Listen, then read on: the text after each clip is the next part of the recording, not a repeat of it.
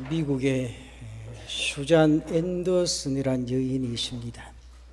그가 하루는 눈이 피곤하고 도저히 좋지 못해서 병원을 찾아갑니다. 안과 의사가 그 여인의 눈을 보더니만 빨리 수술해야 된다고. 그 수술하는 도중에 불행하게도 이 여인이 실명을 하게 됩니다. 그때부터 남편은 아내의 직장 출퇴근을 도와줍니다. 얼마 지나지 않아서 남편이 자기 아내에게 그런 말을 합니다. 여보, 계속 우리가 이렇게만 할 수 없으니 내일부터 혼자 출근하면 안 되겠나. 그 말을 들은 슈잔 앤더슨은 남편에게 배신감을 느낍니다.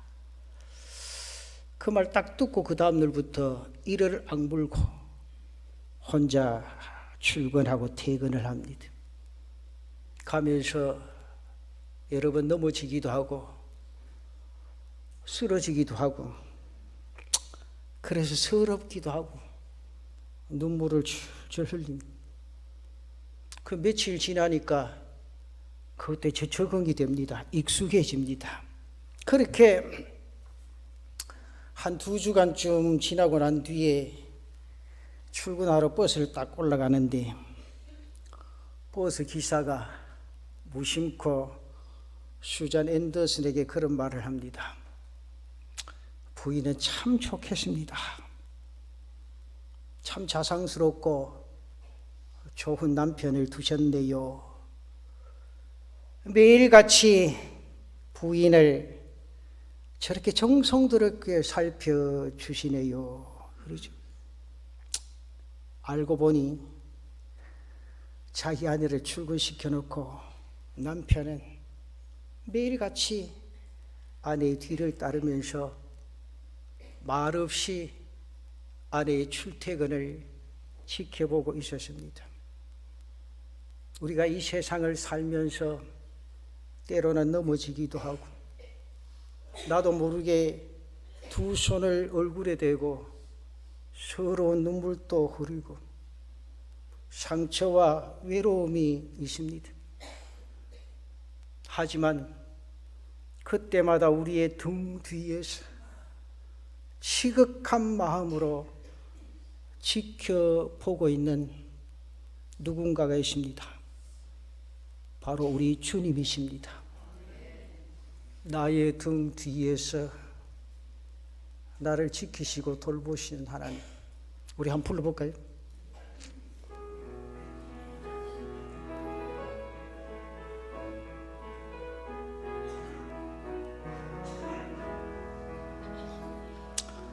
나의 등 뒤에서 나를 도우시는 주,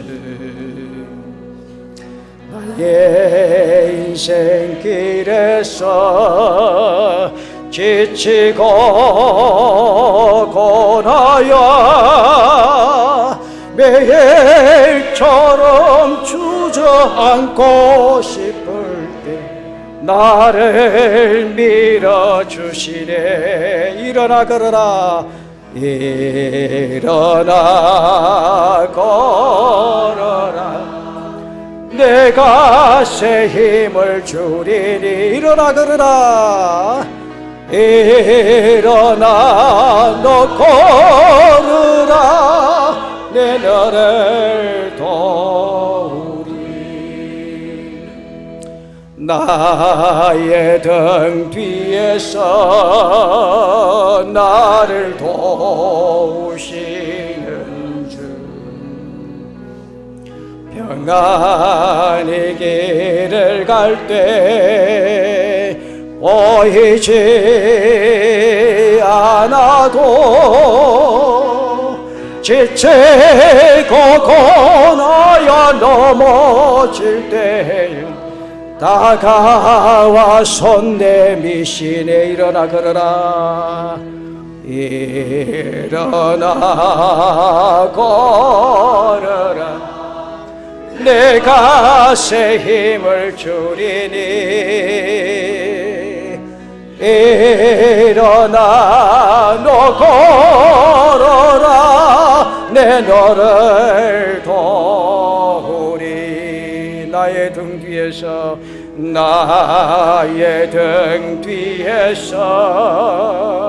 나를 도우시는 주 때때로 뒤돌아보면 여전히 계신 주 잔잔한 미소로 바라보시며 나를 재촉하시네 일어나 걸어라 일어나 걸어라 내가 새 힘을 주리니 일어나 너 걸어라 내 너를 사랑하는 성도 여러분, 우리는 인생을 힘겹게 살아가지만 결코 혼자가 아니라는 사실을 잊지 마시기를 바랍니다. 저는 오늘 마태복음 14장에 나타난 풍랑이라는 제목으로 말씀을 드리는데 이 말씀 너무나 잘 아는 말씀이에요. 많이도 들은 말씀이에요. 제가 이 말씀을 묵상하면서 새롭게 느껴지고 새롭게 가슴속에 와닿고 은혜가 되어져서 오늘 말씀을 증거합니다. 첫째는 인생의 풍랑이 돌발적으로 일어날 수가 있습니다. 오늘 말씀에 22절에서 24절까지 보면 예수께서 즉시 제자들을 재촉하사 자기가 무리를 보내는 동안에 배를 타고 앞서 건너편으로 가게 하시고 무리를 보내신 후에 기도하러 따로 산에 올라가시니라. 저물매 거기 혼자 계시더니 배가 이미 육지에서 수울이나 떠나서 바람을 거스름으로 물결로 말미암아 고난을 당하더라. 사랑하는 성도 여러분, 오늘 말씀은요 공교롭게도 오병이어의 기적이 일어난 바로 그 저녁에 일어난 사건입니다. 주님께서는 오병이어의 기적을 베푸시고 사람들을 보내신 후에 기도하러 따로 산에 올라가십니다. 저물매 거기 혼자 계시다 그렇게 말씀합니다. 그런 반면에 제자들은 예수님의 보내심을 따라 갈릴리 바다를 건너가고 있습니다. 여기에서 강조되는 말씀이 무엇입니까? 본문 22절 말씀에 보니 즉시 제자들을 재촉하사 그런 말입니다. 주님께서 제자들을 서둘러 보내신 길이었음을 강조합니다. 그런데 큰 풍랑이 일어난 겁니다. 지금 갈릴리 바다는 거대한 풍랑이 소용돌이치고 있습니다. 원래 바다라기보다는 호수입니다. 갈릴리 바다는 해수면보다 낮은 곳입니다. 그 주변에 높은 산들로 둘러싸여 있습니다. 그렇기 때문에 기류의 변화가 심해서 갑작스럽게 풍랑이 일어나고 하는 그런 곳입니다. 여러분, 제자들 편에서 보면 예수님의 말씀에 즉각 순종을 했습니다. 그런데 큰 풍랑이 밀어닥칩니다. 하나님의 놀라운 역사 앞에서 감격하고 그 은혜 속에 신앙생활을 하고 있습니다. 오병이어의 놀라운 기적을 경험하고 바로 돌아선 그때입니다. 그런데 풍랑이 일어나고 있습니다. 신앙생활도 잘하고 있습니다. 열심히 주님을 따르고 있습니다. 그런데 풍랑이 일어났습니다. 이 풍랑이 웬일입니까? 저들은 물결로 말미암아 고난을 당하고 있습니다. 거슬리는 바람 앞에 서 있습니다. 이제 이것들은 그들의 생명을 위협하고 들어옵니다. 여기에서 우리는 의문을 가지게 됩니다. 왜? 주님이 지시하신 길을 걷고 있는데, 즉시 순종했는데 풍랑이 일어나는 것일까?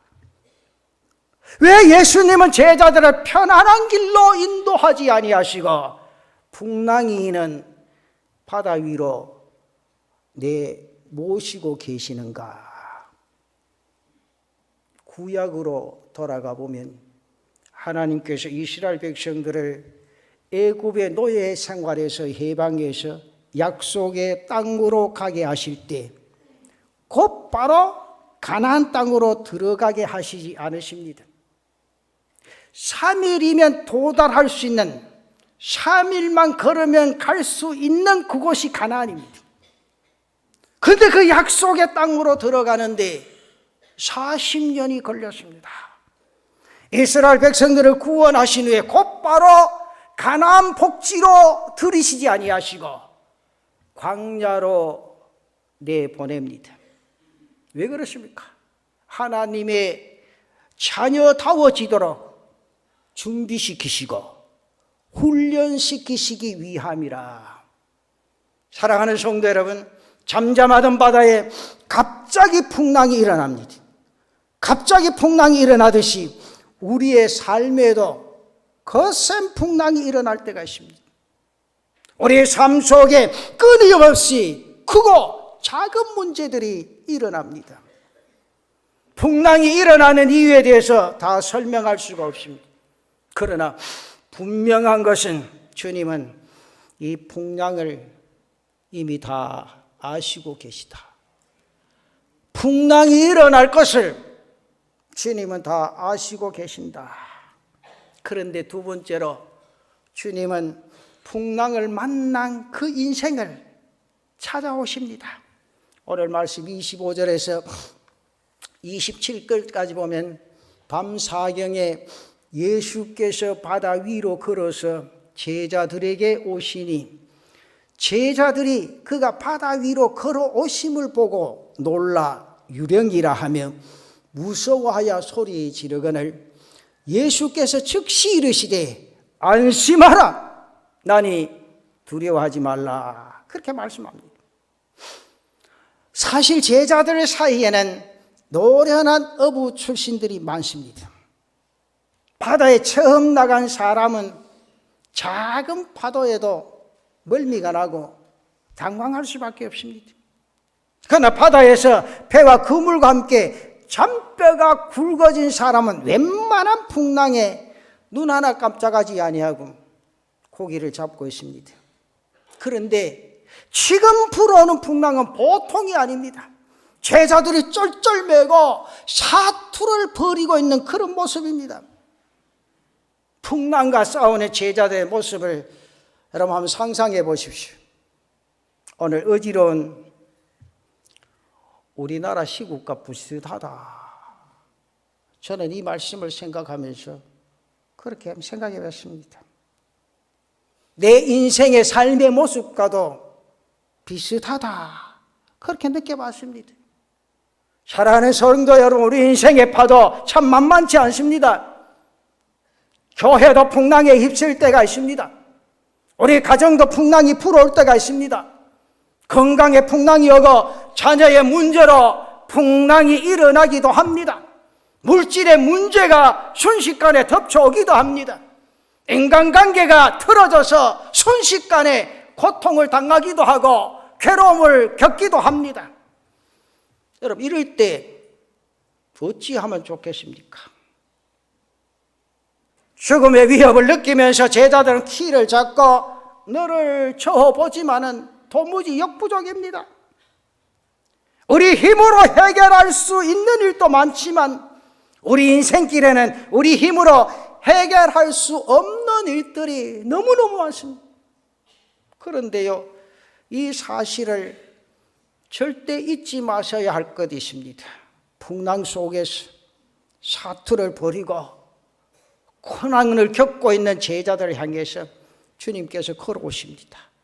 본문 25절 말씀에 보니 밤 사경에 예수께서 바다 위로 걸어서 제자들에게 오시니 그랬습니다.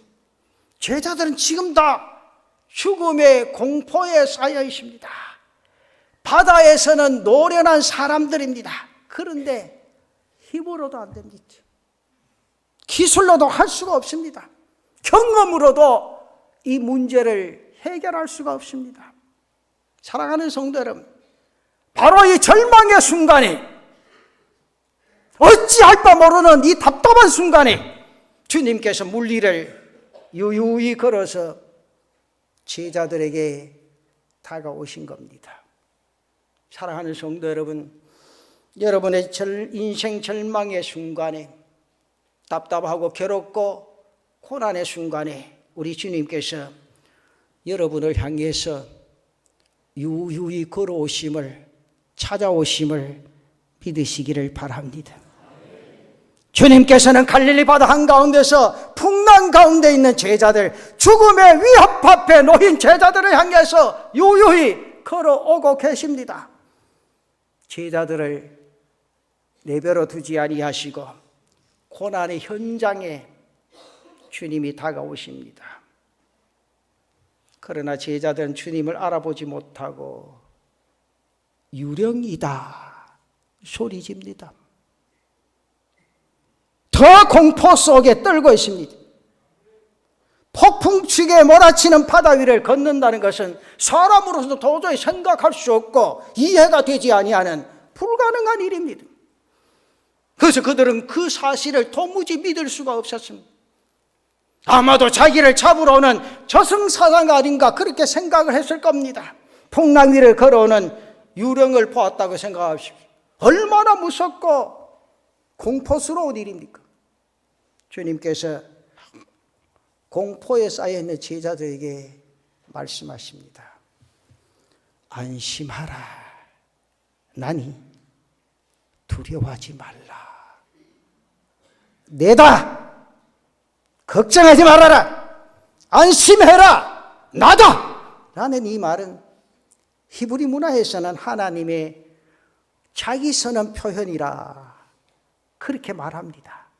여러분, 내가 힘들어하고 있는 그 순간에 고난당하고 있는 나에게 주님이 찾아오셔서 이 말씀을 하신다 한번 생각해 보십시오. 권사님, 걱정하지 마. 안심해. 내가 있잖아.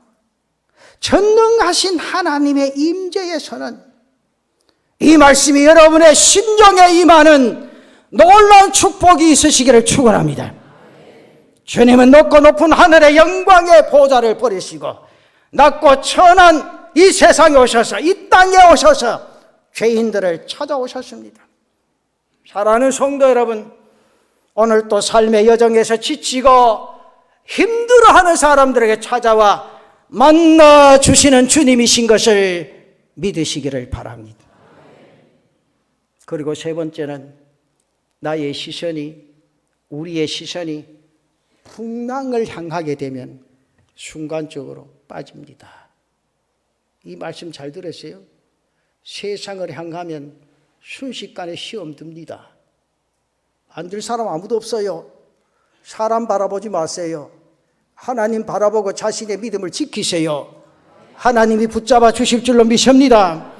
오늘 28절 이하 30절에 보면 베드로가 대답하여 이르되 주여 만일 주님이시거든 나를 명하사 물 위로 오라 하소서 하니 오라 하시니 베드로가 배에서 내려 물 위로 걸어서 예수께로 가되 바람을 보고 무서워 빠져가는지라 소리 질러 이르되 주여 나를 구원하소서. 주여 만일 주님이시거든 나도 물 위를 걸어가게 하소서. 베드로의 엉뚱한 도전에도 불구하고 주님은 분명히 말씀하십니다. 네가 그런 믿음이 있느냐? 오라! 그렇게 말씀합니다. 그때 베드로는 성큼성큼 바다 위를 한 걸음 한 걸음 물리를 걸어갑니다. 놀랍게도 거센 풍랑을 헤치면서 물리를 걷습니다. 얼마 가지 못해서 그만 물에 빠지고 말합니다. 그래서 다급한 베드로의 음성이 들려옵니다. 주여, 나를 구원하소서. 그때 주님은 베드로에게 한 말씀이십니다. 왜 의심하느냐? 오늘 31절 말씀. 왜 의심하느냐? 예수께서 즉시 손을 내밀어 그를 붙잡으시며 이르시되 믿음이 적은 자야, 왜 의심하느냐? 사랑하는 성도들이여, 오늘 의심 없는 굳센 믿음으로 이 땅 위의 인생의 삶을 살아갈 수 있는 사랑하는 성도들 되시기를 바랍니다. 주님은 베드로가 믿음으로 걸어가기를 원하셨습니다. 제자들이 험한 풍랑을 만날 때 풍랑을 보는 것이 아니라 주님을 보기를 원하셨습니다. 기도의 사람이 되기를 원하셨습니다. 사랑하는 성도 여러분이여, 인생의 삶에 고난의 현장, 고통의 장소에 찾아오시는 주님이심을 믿으시기를 바랍니다. 바다와 바람을 잔잔케 하시는 주님이심을 믿으시기를 바랍니다. 믿음이 약해져서 침몰해가는 제자들을 건져주셨던 주님이십니다. 그 주님, 오늘 우리 가운데 찾아와 나를 붙잡으시고 건져주시는 주님이신 줄 믿으시기를 바랍니다. 믿음이 약해져서 침몰해가는 제자들을 건져주신 주님, 그 주님 오늘 이 시간 나와 함께 하시고 말씀 가운데 거하도록 우리의 마음을 열도록 하시고 십자가 바라보고 이 땅 위의 인생의 삶을 힘차게 달려가기를 원하시고 붙잡고 계시는 주님을 바라보시기를 바랍니다. 여러분, 여기에서 말씀이 초점을 맞추는 것이 풍랑이 아닙니다. 성경이 주님께서 이 말씀을 통해서 오늘 나에게 가르치는 것, 오늘 우리 모두에게 가르치는 것은 단 한 가지입니다. 흔들리는 믿음. 너 믿음을 가졌느냐? 제발 좀 흔들리지 마라. 하나님을 신뢰하지 않고 나선 제자들의 삶이 문제였습니다. 하나님의 능력을 모르고 살아가는 신앙생활이 문제였습니다. 그래서 주님은 풍랑을 통해서 믿음으로 살아가는 법을 가르쳐 주십니다. 주님은 우리에게 풍랑을 이기는 법을 가르쳐 주십니다. 우리의 삶에 함께 계시는 주님을 신뢰하며 나아갈 수 있는 제단의 성도들 되시기를 바랍니다. 어렵고 힘들고 답답하고 앞길이 캄캄할 때 주님을 신뢰하며 나갈 수 있는 굳센 믿음의 소유자들이 되시기를 축원합니다.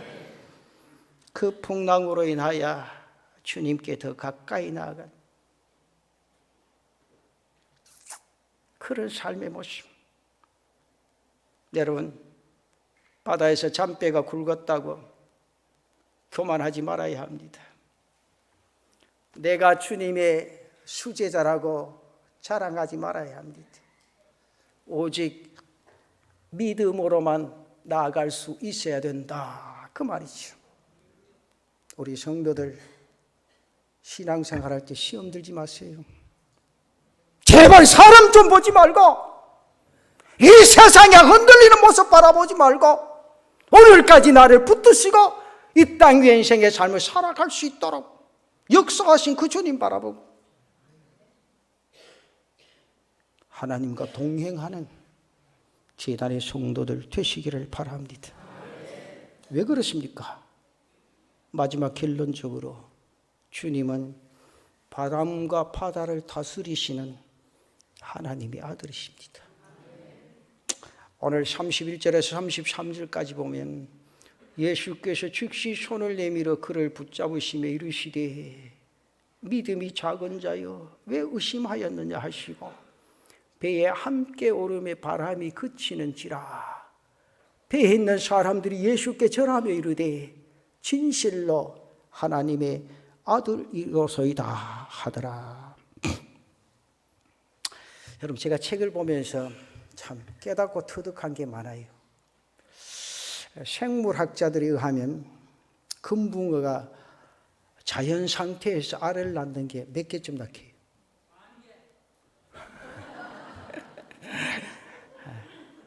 여러분, 어떻게 생각해요? 몇 개쯤 낳겠어요? 금붕어가. 제가 어떤 순간에는 이 공동어 시장을 지나가면서 그런 생각을 종종 해보거든요. 참 배가 그 수없이 나와서 고기를 만선을 해가 수도 없이 오는데, 와, 진짜 하나님의 역사는 묘하다. 그래도 그 다음날 바다에 가 또 고기 잡아오거든. 근데 제가 이 책을 보고 이해를 했어요. 그 생물학자들이 써놓은 책에 보면 금붕어가 자연 상태에서 한번 알을 낳는데 10,000개를 낳는데요. 어이구야, 본전 뽑았네. 한 번 낳는데 금붕어가 자연 상태에서 10,000개의 알을 낳는다.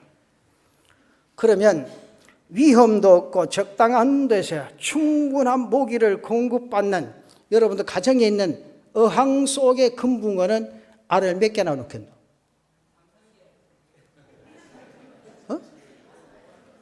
장님 어떻게 생각해요? 자연 상태에서 금붕어가 알 한 번 낳을 때 10,000개 놓는데 아주 분위기도 좋고 위험도 없고 온도도 잘 맞춰주고 충분한 먹이도 주고, 근데 어항 속에서 금붕어가 몇 개 낳았어요? 알을? 네? 20,000개? 뭐라고? 너무 모르거든. 가만히 있죠. 거기 책에 보면 그렇게 알을 낳는 금붕어는 3,000개에서 4,000개 낳는데요. 그게 자연 상태 속에서 알을 낳는 것보다 반도 못 낳는다는 거지. 생물학자들은 고통이라는 자연 법칙의 진리를 어항이 제공하지 못하기 때문에 자연 상태 속에서 낳은 알보다 많이 못 낳는다. 그러면 자연 상태의 삶이 어떻습니까? 여러분 잘 생각해 보세요. 고통이 수반하는 삶이 자연의 삶이. 이해가 됩니까? 이걸 잘 하세요. 이해를 잘 하세요. 자연의 속에서 그 고통을 수반하는 삶이 자연의 삶이다. 그렇다면 건강한 삶이 자연의 삶인데 고통이 자연의 삶이다. 건강한 삶이다. 어항 속의 금붕어는 삶의 실체를 잃어버렸다. 그 말입니다. 풍랑이는 바다는 고통을 가져다 줍니다. 그래서 아무도 그것을 원하지를 않습니다. 그리고 쉽게 생각하면 잔잔하다는 것만이 절대로 자신의 인생의 삶에 유익하지 않다. 오히려 아픔과 고난이 믿음의 거인이 되게 한다. 그 말이에요. 그래서 콩신의 자녀 교육이라는 거 여러분 읽어봤어요? 콩신의 자녀 교육. 책 좀 읽으세요. 안 읽어보면 목사가 그래도 할 말도 많지. 콩신의 자녀 교육이라는 걸 한번 떼어봐요. 거기. 이게 잘 보세요. 보면 광야로 내보낸 자식은 뭐가 되고? 콩나무가 되고, 온실로 들여보낸 자식은 뭐가 되고?